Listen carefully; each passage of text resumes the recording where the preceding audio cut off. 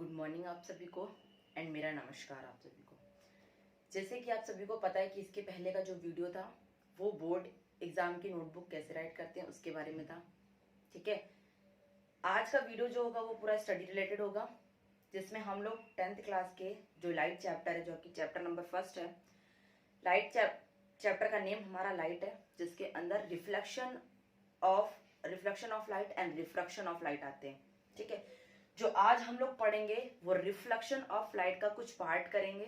ठीक है, ये पार्ट 1 है, इसके आगे और भी पार्ट होंगे जिससे आपको ये सारी चीजें एकदम क्लियर हो जाएंगी। और जो मैं आपको पढ़ा रही हूँ इनके आपको शॉर्ट नोट बना के रखनी है, जिससे कि आप एग्जाम में इसको बहुत क्विकली रिवीजन कर लो। बहुत शॉर्ट नोट होंगे, आपको बहुत ज्यादा ब्रॉड लेवल में नहीं पढ़ाऊंगी, बहुत शॉर्ट में पढ़ाऊंगी, जिससे आपको सब चीज क्लियर भी होगी। ओके, और आपका पूरी चीज कवर हो जाएगी, कुछ भी चीज छूटेगी नहीं। सबसे पहले हम लोग पढ़ते हैं, चैप्टर का नेम हमारा लाइट है। सबसे पहले हमें पता होना चाहिए कि लाइट क्या है। तो लाइट एक तरीके की एनर्जी का सोर्स होता है। लाइट एक तरीके का एनर्जी का सोर्स होता है जिसके द्वारा हम अपनी आसपास की चीजों को देख पाते हैं। लाइट ही हमारी एबल करती है हम लोगों को अपने आसपास की चीजों को देखने के लिए। तो लाइट एक तरीके का सोर्स ऑफ एनर्जी होता है। ओके, नेक्स्ट होगा कि लाइट की स्पीड कितनी होती है। लाइट की स्पीड होती है 3 × 10⁸ मीटर पर सेकेंड। ठीक है, लाइट की स्पीड 3 × 10⁸ मीटर पर सेकेंड। एंड नेक्स्ट है कि हम ह्यूमन बींग्स जो हैं वो कितनी वेवलेंथ की लाइट को देख पाते हैं। कितनी लाइट की वेवलेंथ हो तो हम उसको आराम से देख सकते हैं। तो उसकी वेवलेंथ होती है 380 to 400 नैनोमीटर। अगर किसी भी ऑब्जेक्ट की, मतलब अगर हमें कोई चीज देखनी है तो जो वेवलेंथ होनी चाहिए उसकी वो 380 to 400 नैनोमीटर होनी चाहिए। अगर इससे कम होगी तो मे भी क्लियर ना हो, और इससे ज्यादा होगी तो भी क्लियर नहीं। ठीक है ना, मतलब जो होनी चाहिए वो 380 to 400 नैनोमीटर होनी चाहिए इसकी वेवलेंथ। ठीक है, लाइट के बारे में हमने, और जो सबसे बड़ा सोर्स होता है लाइट का, आपको पता है कि वो क्या होता है, सन होता है। सन सबसे बड़ा सोर्स ऑफ लाइट है जिसके द्वारा हम अपनी आसपास की चीजों को बहुत आराम से देख पाते हैं। ठीक है, लाइट के बारे में हमको सारी चीजें पता चली कि लाइट क्या है, कहाँ से मिलती है और इसकी स्पीड क्या होती है, कितनी वेवलेंथ की लाइट को हम देख सकते हैं। ओके, नेक्स्ट है हमारा रिफ्लेक्शन ऑफ लाइट, क्योंकि हम इसमें पढ़ेंगे 2 पार्ट है, रिफ्रैक्शन ऑफ लाइट और reflection of light. So reflection of light क्या होता है, आपको समझ ही आ रहा होगा। रिफ्लेक्शन का मतलब होता है परावर्तन। परावर्तन का मतलब होता है कि जब भी कोई लाइट किसी मीडियम में ट्रेवल कर रही है और वो किसी दूसरे मीडियम के सरफेस पे इंसिडेंट होती है। ध्यान से सुनिएगा कि क्या होता है रिफ्लेक्शन ऑफ लाइट। जब कोई भी लाइट किसी सरफेस पे, किसी मीडियम पे ट्रेवल कर रही हो और वो दूसरे मीडियम के सरफेस पे जाकर के इंसिडेंट हो जाए और वहीं से रिफ्लेक्ट बैक हो जाए, मतलब वहीं से वापस आ जाए। मान लीजिए कोई भी सरफेस है, कोई मीडियम है, तो मान लीजिए कोई लाइट है और इस लाइट एक सरफेस पे, एक मीडियम पे ये ट्रैवल कर रही थी, अब इसने दूसरे मीडियम में आकर के इंसिडेंट हो गई। ठीक है, ये इंसिडेंट हो गई और इसने, इस सरफेस ने इसको दोबारा रिफ्लेक्ट कर दिया।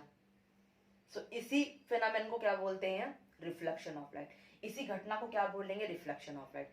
कि जब कोई लाइट हमारी किसी मीडियम में ट्रेवल कर रही हो और वो किसी दूसरे मीडियम के सरफेस पे जाकर के इंसिडेंट हो जाए और वो सरफेस उसको रिफ्लेक्ट बैक कर दे, उसको वापस भेज दे, तो इसी को हम लोग क्या बोलते हैं, इस फिनोमेनन को ही क्या बोलते हैं, रिफ्लेक्शन ऑफ लाइट। ओके, इस फिनोमेनन को हम लोग क्या बोलेंगे, रिफ्लेक्शन ऑफ लाइट। मतलब कि इसका अगर हम लोग बात करें तो ये प्लेन मिरर की कंडीशन होती है। लेकिन अगर नॉर्मली रिफ्लेक्शन ऑफ लाइट की बात करें तो अगर हमने लाइट को इंसिडेंट किया तो उसका कुछ पार्ट हमारा रिफ्लेक्ट हो जाता है, पूरा पार्ट नहीं होता है। पूरा पार्ट में भी हो सकता है रिफ्लेक्ट हो जाए और कुछ इधर उधर चला जाए, एंड कुछ पार्ट आपका रिफ्लेक्ट होता है। और अगर पूरा का पूरा जाएगा तो वो किसके लिए हो जाता है, प्लेन मिरर के लिए। और प्लेन मिरर कैसा होना चाहिए वो भी मैं आपको बताती हूँ।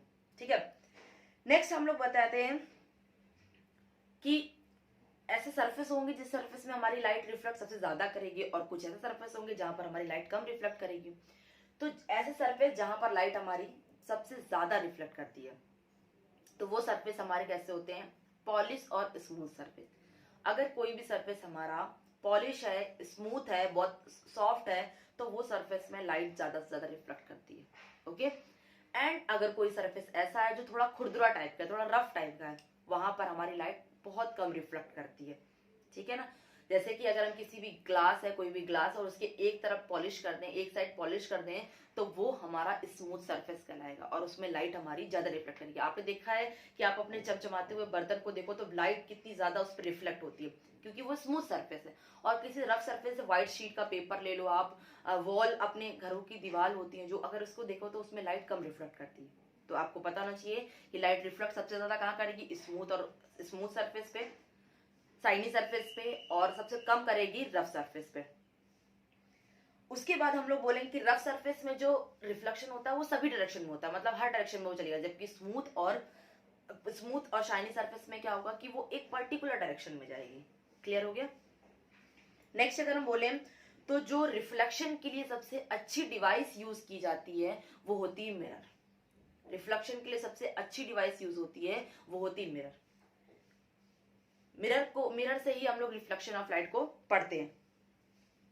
नेक्स्ट बोला गया है कि मिरर एक ऐसा डिवाइस है जो ज्यादा से ज्यादा लाइट को रिफ्लेक्ट कर सकता है। मिरर क्या है? मिरर एक ऐसा डिवाइस है जो ज्यादा से ज्यादा लाइट को रिफ्लेक्ट कर सकता है। ठीक है ना। मिरर 3 तरीके के होते हैं, जैसे कि प्लेन मिरर होता है, स्फेरिकल मिरर होता है। स्फेरिकल मिरर के 2 पार्ट होते हैं, जो कि होता है कॉन्वेक्स और कॉनकेव मिरर। सबसे पहले प्लेन मिरर क्या होता है? एक ऐसा प्लेन पॉलिश सरफेस जिसमें लगातार लाइट को रिफ्लेक्ट करने की कैपेबिलिटी हो। मतलब एक ऐसा प्लेन पॉलिश सरफेस जिसमें लगातार लाइट हमारी रिफ्लेक्ट होती रहे, वो हमारा क्या कहलाता है? प्लेन मिरर कहलाता है। मतलब कि अगर किसी भी ग्लास के एक साइड को हम पेंट कर देते हैं और पॉलिश कर देंगे, पेंट कर देंगे, और उसमें से हमारा रिफ्लेक्शन होने लगता है, एक साइड पॉलिश हो गया और दूसरा साइड बचा, तो उसमें दूसरे साइड में जो पॉलिश नहीं है वहां से रिफ्लेक्शन चालू हो जाता है, तो वो हमारा ग्लास कैसा कहलाएगा? अगर हम ये चाहते हैं कि हमारा मिरर जो है वो सिर्फ एक पर्टिकुलर डायरेक्शन में ही जाकर के रिफ्लेक्ट करे, अगर हम ये चाहते हैं कि हमारा मिरर जो है वो एक पर्टिकुलर डायरेक्शन में जाकर के रिफ्लेक्ट करे, तो हम उसके बैक साइड को रेड ऑक्साइड आयरन, एक केमिकल होता है रेड ऑक्साइड आयरन, उससे हम लोग उसको पेंट कर देंगे, तो हमारा जो मिरर होगा वो एक पर्टिकुलर डायरेक्शन में ही जाकर के रिफ्लेक्ट करेगा। ओके। नेक्स्ट आते हैं हम लोग स्फेरिकल मिरर। स्फेरिकल मिरर ऐसे मिरर होते हैं जिनका रिफ्लेक्टिंग सरफेस एक हॉलो स्फीयर का पार्ट होता है। मतलब कि अगर हम किसी हॉलो स्फीयर को ले लेते हैं, अगर मान लीजिए हमने एक हॉलो स्फीयर लिया हुआ है और अगर हमने इसके पार्ट को कट कर दिया है, तो इनमें से जो ये वाला पार्ट होगा और ये वाला पार्ट होगा, ये हमारे एक मिरर की तरह काम करेंगे, ये हमारे मिरर की तरह काम करेंगे। बोला गया क्या होता है स्फेरिकल मिरर? ऐसा स्फेरिकल मिरर ऐसे मिरर होते हैं जिनका रिफ्लेक्टिंग सरफेस जो होता है वो एक हॉलो स्फीयर का पार्ट होता है। ठीक है। जिसमें से अगर आउटर बल्गिंग, मतलब कि बाहर की तरफ उभरा हुआ होगा तो वो कॉन्वेक्स मिरर कहलाएगा, और अगर अंदर की तरफ, मतलब इनर डीप होगा, अंदर की तरफ होगा, तो कॉनकेव मिरर कहलाएगा। मतलब कि अगर बाहर की तरफ उभरा हुआ है, तो आपको समझ में आ रहा है कि बाहर की तरफ उभरा हुआ, तो ये वाला, ये हमारा कॉन्वेक्स मिरर, ये हमारा कॉन्वेक्स मिरर कहलाएगा, और अंदर डीप वाला तो ये हमारा कॉनकेव मिरर कहलाएगा, कॉनकेव मिरर कहलाएगा। ठीक है।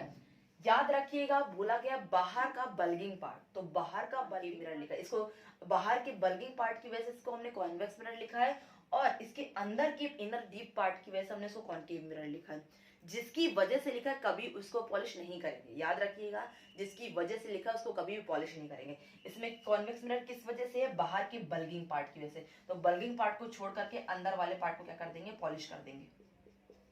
ये हमारा कॉन्वेक्स मिरर हो गया। कॉनकेव मिरर में हम लोगों ने अंदर के डीप पार्ट को लेकर कॉनकेव मिरर लिखा है, तो इसके बाहर के पार्ट को क्या कर देंगे? पॉलिश कर देंगे। ये हमारा कॉन्वेक्स और कॉनकेव मिरर में डिफरेंस हो गया। ठीक है।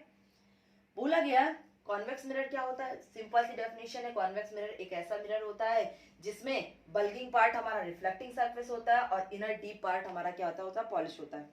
ठीक है। एक ऐसा मिरर जिसमें स्फीयर का हॉलो साइड या फिर इनर डीप पार्ट जो होगा वो पॉलिश होगा, या हॉलो साइड पॉलिश होगा और बल्गिंग रिफ्लेक्टिंग सरफेस होगा, तो हमारा वो कौन सा मिरर कहलाएगा? कॉन्वेक्स मिरर कहलाएगा।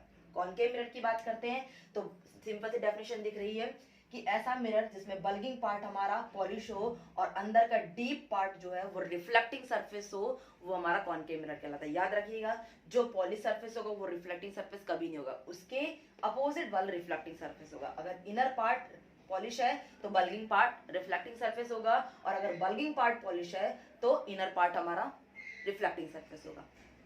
आज एक क्विक रिव्यू करते हैं हम लोगों ने क्या क्या पढ़ा आज। सबसे पहले हम लोगों ने पढ़ा लाइट क्या है। तो लाइट एक तरीके की सोर्स ऑफ एनर्जी है जिसकी स्पीड होती है 3 × 10⁸ मीटर पर सेकेंड, और जो ह्यूमन बींग्स जिस वेवलेंथ को देख पाते हैं, जिस वेवलेंथ की लाइट को देख पाते हैं, वो होती है 380 to 400 नैनोमीटर। ओके, नेक्स्ट हम लोगों ने पढ़ा कि रिफ्लेक्शन ऑफ लाइट क्या है। बोला गया जब किसी एक मीडियम में हमारी लाइट ट्रेवल करती है और दूसरे मीडियम के सरफेस पे जाकर इंसिडेंट होती है तो वो सरफेस उस लाइट को रिफ्लेक्ट कर देता है, उसको ही हम लोग, इस फिनोमेनन को ही क्या बोलते हैं, रिफ्लेक्शन ऑफ लाइट।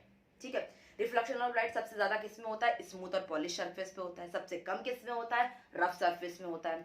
एक अच्छा लाइट का सोर्स ऑफ, सबसे बड़ा लाइट का सोर्स ऑफ एनर्जी क्या है, हमारा सन है। ठीक है, अगर बोला गया, अगर हमने किसी भी रिफ्लेक्टिंग सरफेस के किसी भी, मतलब अगर हमें नेक्स्ट हमारा आ गया रिफ्लेक्शन ऑफ लाइट हमारा हो गया।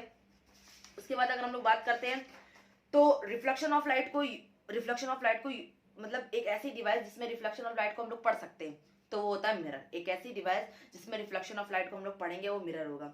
मिरर एक ऐसी डिवाइस है जो कि रिफ्लेक्शन ऑफ लाइट को एक पर्टिकुलर डायरेक्शन में दिखाता है, मतलब एक ऐसा डिवाइस जिसमें बहुत सारी लाइट जो होती है रिफ्लेक्ट होती है, वो हमारा मिरर कहलाता है। मिरर हमारे 3 पार्ट्स के होते हैं। पहला प्लेन मिरर, सेकंड है स्फेरिकल मिरर जिसमें स्फेरिकल मिरर में 2 पार्ट होते हैं। प्लेन मिरर क्या होता है कि जब भी हम किसी भी ग्लास की शीट में एक सरफेस को पॉलिश कर दें और दूसरा सरफेस हमारा रिफ्लेक्टिंग सरफेस होगा तो हमारा वो प्लेन मिरर कहलाएगा। या फिर हम ये बोले कि एक ऐसा प्लेन सरफेस जो लाइट को लगातार रिफ्लेक्ट कर सके, एक ऐसा प्लेन सरफेस जो लाइट को लगातार रिफ्लेक्ट कर सके, वो हमारा क्या कहलाएगा, प्लेन मिरर कहलाएगा। ठीक है ना।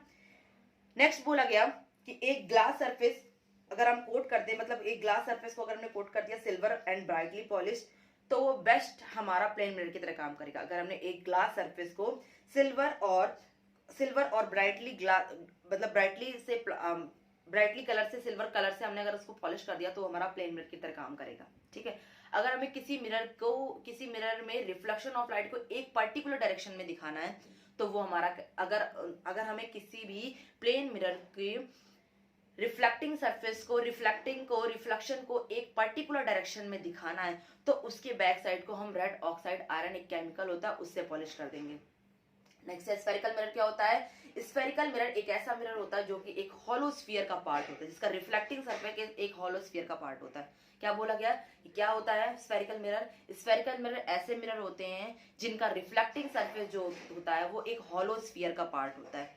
ठीक है ना, हॉलो स्फीयर का पार्ट होता है, मतलब कि अगर हमने एक हॉलो स्फीयर के 2 पार्ट को कट कर दिया तो वो हमारे स्फेरिकल मिरर की तरह काम करने लगते हैं, जिसमें से बल्गिंग पार्ट वाले को कॉन्वेक्स मिरर कहते हैं और इनर डीप पार्ट वाले को कॉनकेव मिरर कहते हैं। याद रखिएगा, जिसको बोलते हैं उसको हम पॉलिश नहीं करेंगे। इसमें बल्गिंग पार्ट बोला गया है, बल्गिंग पार्ट की वजह से कॉन्वेक्स मिरर है तो इसके अंदर के सरफेस को पॉलिश कर देंगे, और इसमें इनर डीप की वजह से ये कॉनकेव मिरर है तो इसके बाहर के सरफेस को पॉलिश कर देंगे। ठीक है ना। अब हम लोग आते हैं कि कॉन्वेक्स मिरर क्या होते हैं, कॉनकेव मिरर क्या होते हैं। तो कॉन्वेक्स मिरर सिंपल सी डेफिनेशन आपको दिखाई पड़ रही है इसमें कि जब कोई ऐसा मिरर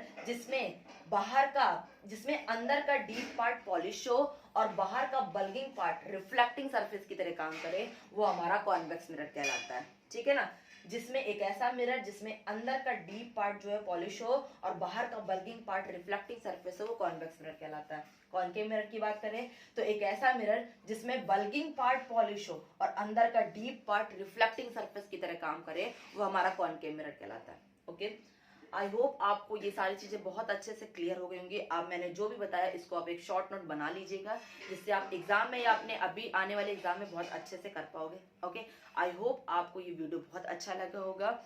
अगर आपको थोड़ा सा भी अच्छा लगा है तो प्लीज मेरी वीडियो को लाइक करिए। जिसने चैनल को सब्सक्राइब नहीं किया प्लीज चैनल को सब्सक्राइब करिए एंड शेयर करिए। Okay, thank you all.